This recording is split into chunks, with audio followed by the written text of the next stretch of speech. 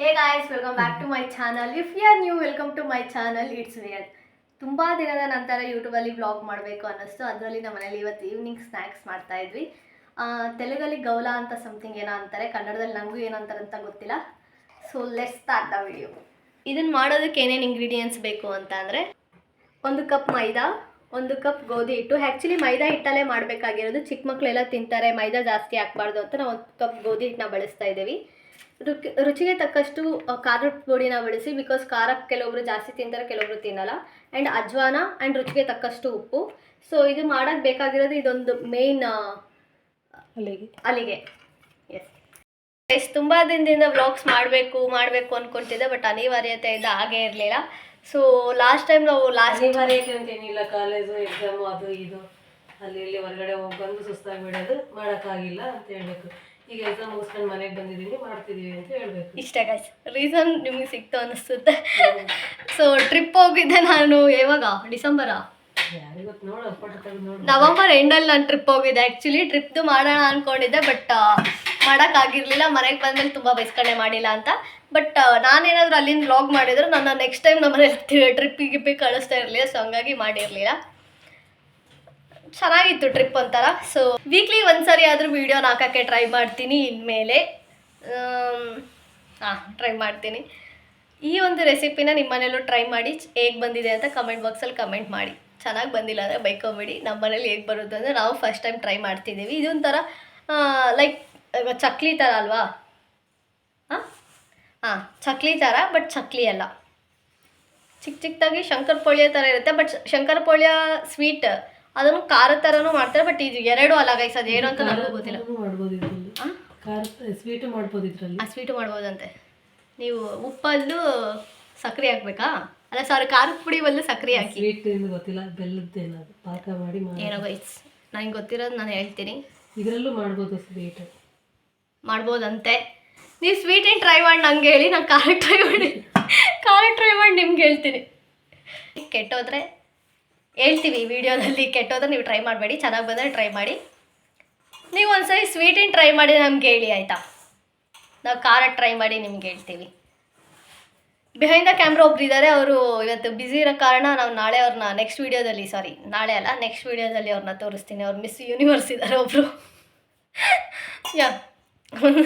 ಈ ರೆಸಿಪಿ ಹೆಂಗೆ ಬರುತ್ತೆ ಅಂತ ಕೊನೆವರೆಗೂ ನೋಡ್ತಾ ಇರಿ. ಆಲ್ಮೋಸ್ಟ್ ನಾನು ಮಾಡೋ ಅಡುಗೆ ನಮ್ಮ ಮನೇಲಿ ಯಾವತ್ತೂ ಕೆಟ್ಟಿಲ್ಲ, ಕೆಡೋದು ಇಲ್ಲ, ಬಿಕಾಸ್ ಅಷ್ಟು ಚೆನ್ನಾಗಿ ಮಾಡ್ತೀನಿ. ಬೇಕಾದ್ರೆ ಹೇಳಿ. ತುಂಬ ಚೆನ್ನಾಗಿ ಮಾಡ್ತೀನಿ. ನಿಜವಾಗ್ಲೂ ನಗೋದಲ್ಲ, ತುಂಬ ಚೆನ್ನಾಗಿ ಮಾಡ್ತೀನಿ. ನಿಜ ಹೇಳ್ರಿ. ನಿಜನೇ ಹೇಳ್ತೀನಿ.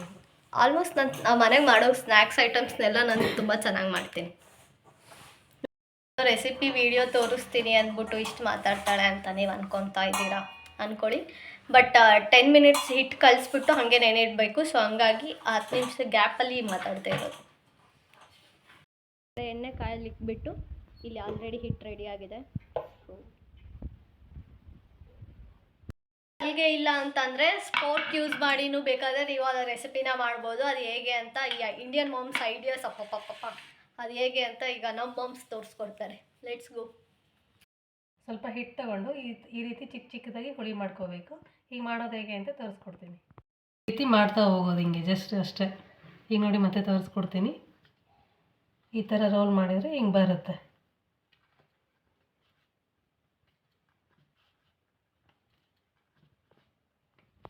ಈ ಹಲ್ಗೆ ಇಲ್ಲ ಅಂದರೆ ಈ ಸ್ಪೋರ್ಕಲ್ಲಿ ಮಾಡಿ ತೋರಿಸ್ತೀನಿ. ನೋಡಿ ಹೇಗೆ ಮಾಡೋದಂತ ತೋರಿಸ್ತೀನಿ. ಈ ರೀತಿ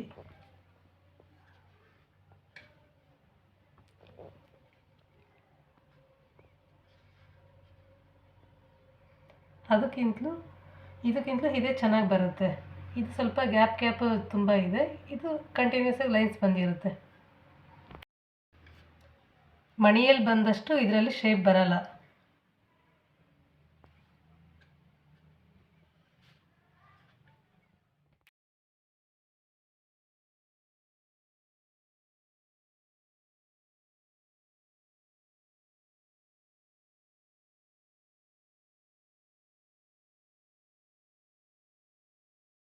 ಇದನ್ನು ಮಾಡೋದು ತುಂಬ ಲೇಟ್ ಆಗುತ್ತೆ.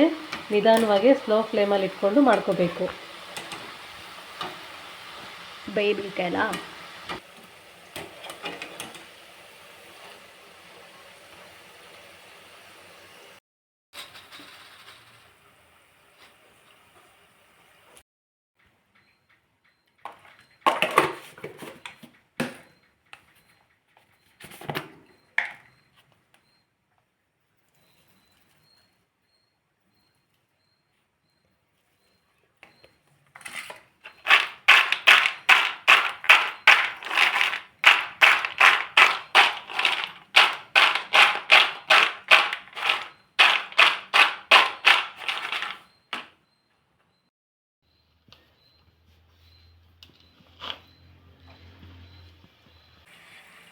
ಸ್ನ್ಯಾಕ್ಸ್ ರೆಡಿ ಆಗಿದೆ. ಇದೇ ಥರ ಈವ್ನಿಂಗ್ ಸ್ನ್ಯಾಕ್ಸ್ ವಿಡಿಯೋ ಬೇಕಿದ್ರೆ ಲೈಕ್ ಶೇರ್ ಕಮೆಂಟ್ ಮಾಡಿ ಸಬ್ಸ್ಕ್ರೈಬ್ ಆಗೋದನ್ನ ಮರಿಬೇಡಿ. See you next vlog.